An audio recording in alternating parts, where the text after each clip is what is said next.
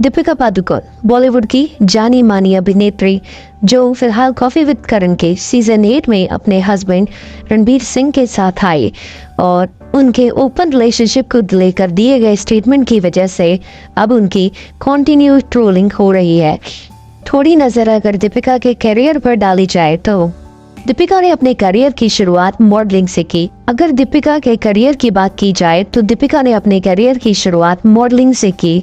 Modelling करते वक्त उसने बहुत सारे अच्छे ब्रांड्स जैसे कि लिम्का, लॉरियल और ना जाने कितने ही टूथपेस्ट के ब्रांड्स के लिए काम किया।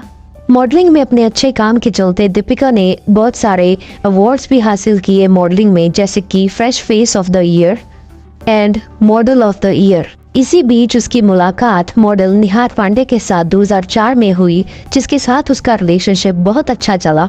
लेकिन जैसे ही दीपिका को बॉलीवुड की टिकट मिली हिमेश रेशमिया के साथ उनके सॉन्ग नाम है तेरा में, तो दीपिका ने निहार पांडे को छोड़ दिया। इसके बाद उसने कन्नड़ फिल्म्स में भी काम किया, लेकिन उसके बाद उसे बॉलीवुड की मूवी मिली ओम शांति ओम, जो कि फराह खान की मूवी थी और जिसमें उसने शाहरुख खान जैसे बहुत बड़े स्टार के साथ काम किया।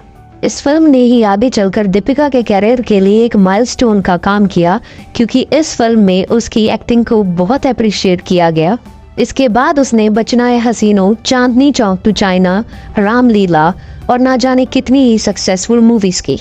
कैरियर वाइज तो दीपिका आसमान की बुलंदियों को छू रही थी, लेकिन जब उनकी पर्सनल लाइफ की बात आती थी तो उनके रिलेशनशिप इतने अच्छे नहीं चल रहे थे।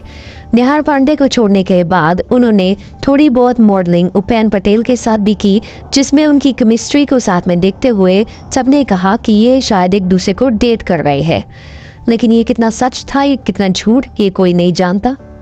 इसके बाद कुछ वक्त के लिए दीपिका ने धोनी को भी डेट किया, लेकिन कहते हैं कि धोनी ने युवराज सिंह के लिए दीपिका को छोड़ दिया। जब उन्हें यह पता चला कि युवराज दीपिका को पसंद करते हैं तो उन्होंने अपने रास्ते अलग अलग कर लिए। इसके बाद दीपिका T20 वर्ल्ड कप में दीपिका युवराज सिंह से मिलती है, जिसके बाद वह बहुत अच्छे दोस्त बन गए और उसके बाद वे दोनों रिलेशनशिप में आ गए और उन्हें बहुत सारे इवेंट्स में एक साथ स्पॉट किया जाने लगा। दीपिका ने युवराज सिंह के लिए पार्टीज भी थ्रो की, लेकिन यह रिलेशनशिप ज़्यादा टाइम तक नहीं चला और उन्होंने अपने रास्ते अलग अलग करने का मन बना लिया। जब युवराज सिंह से एक इंटरव्यू में इसका कारण पूछा गया तो उन्होंने कहा कि इसका कोई वैलिड रीज़न नहीं है, वह सिर्फ अपने दोस्तों के जरिए एक दूसरे से मिले थे, जिसके बाद उन्हें लगा कि ये रिलेशनशिप ज़्यादा देर नहीं चलेगा तो उसने मूव ऑन कर लिया, तो मैंने भी कर लिया। इसके बाद दीपिका की लव लाइफ में नंबर आता है उनके most talked relationship with Ranbir Kapoor, जिनके साथ वह इतने प्यार में थी कि उन्होंने अपनी गर्दन पे उनके नाम का टैटू भी बनवाया। कहते हैं दीपिका ने रणबीर और कैटरीना को रंगे हाथ पकड़ा था। अपने इसी चर्चित रिलेशनशिप की वजह से दीपिका का कहना है कि वह डिप्रेशन में चली गई और उन्हें यह समझ नहीं आता था कि उनके साथ हो क्या रहा है। वह घंटों घंटों रोती रहती थी, कमरे में बंद रहती थी, किसी से मिलने का मन नहीं करता था और ना ही उन्होंने कोई काम किया। लेकिन ये कह सकते हैं कि उनके इस डिप्रेशन स्टोरी ने उन्हें दर्शकों के सामने बहुत ज़्यादा सिंपैथी दिलाई, जिसकी वजह से उन्हें फिल्म इंडस्ट्री में भी बहुत काम मिला। रणबीर कपूर के साथ ब्रेकअप के बाद दीपिका ने डेट किया सिद्धार्थ माल्या। जी हाँ, वही विजय माल्या के सुपुत्र, जो विजय माल्या इंडिया के बैंक्स का 6,000 करोड़ लेकर इंग्लैंड भाग गया। लेकिन यह गुटरगूम भी ज़्यादा देर तक नहीं चली और वह अलग अलग हो गए। कहते हैं कि सिद्धार्थ माल्या ने एक बार डिनर डेट पे दीपिका को खाने का बिल देते हुए कहा कि आज बिल तुम भरोगी। तो इस बात को दीपिका ने अपने दिल पे लिया, क्योंकि उसका कहना है कि उसे बहुत ज़्यादा एम्बैरेसमेंट फील हुआ, जिसके बाद उसने कभी भी सिद्धार्थ से बात नहीं की। इसकी पुष्टि कहीं ना कहीं सिद्धार्थ ने भी की, जब उसने कहा कि दीपिका का स्टेटस और क्लास उससे मैच नहीं करता था। इतने अनसक्सेसफुल रिलेशनशिप्स की वजह से कहते हैं कि दीपिका डिप्रेशन में चली गई थी।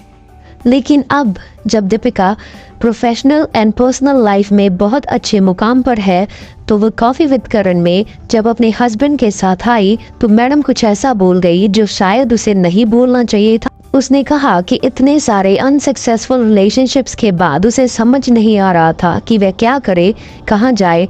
तो उसने थोड़ा टाइम ब्रेक लेने की सोची, लेकिन उस वक्त ही वह रणबीर सिंह से भी मिली। लेकिन उसने रणबीर सिंह पे इतना ध्यान नहीं दिया क्योंकि वह थोड़ा टाइम फ्री रहना चाहती थी और फन करना चाहती थी। यानी कि रणबीर सिंह के साथ साथ वह और 4 से 5 लड़कों को देख रही थी, लेकिन कहीं ना कहीं वह श्योर थी कि वह रणबीर के साथ ही रहेंगी। लेकिन अब जब ये बात उनके फैंस और सोशल मीडिया पे वायरल हुई तो सबका कहना है कि इसका मतलब दीपिका रणबीर सिंह को चीट कर रही थी। लोगों का गुस्सा इस बात को लेकर था कि जब दीपिका कहती थी कि वह डिप्रेशन में थी तो वो अपने पुराने रिलेशनशिप्स पर इसका ब्लेम करती थी, लेकिन अब जब यह बात सामने आई है तो लोगों का कहना है कि यह सेम चीज़ ही तो उसने सबके साथ की, तो इसका मतलब है कि कहीं ना कहीं पुराने रिलेशनशिप्स के खराब होने में भी उसका हाथ हो सकता है। तो किस हक से वह रणबीर कपूर को ब्लेम करती थी उनको चीट करने के लिए। लेकिन दीपिका ने इस बात को बिल्कुल भी क्लैरिफाई इसका स्पष्टीकरण देना ज़रूरी नहीं समझा। दूसरी तरफ करण जौहर ने भी दीपिका और रणबीर को सपोर्ट करते हुए एक स्टेटमेंट दिया। उसका कहना था कि भाड़ में जाओ तुम सब। यह एपिसोड कॉफी विद करण का सबसे अच्छा ऑनेस्ट एपिसोड था। उन्होंने जो भी बोला वह उनके इमोशनल और जेन्युइन रिएक्शन से। लेकिन जो भी हो, देखा जाए तो उसकी पर्सनल लाइफ रणबीर सिंह के साथ बहुत अच्छी चल रही है और प्रोफेशनल लाइफ में उसने अपनी एक्टिंग का लोहा मनवाया है और बहुत ही दमदार एक्टिंग करके कितनी ही हिट फिल्म्स दी है। इसी कारण वह आज बॉलीवुड की हाईएस्ट पेड एक्ट्रेस है।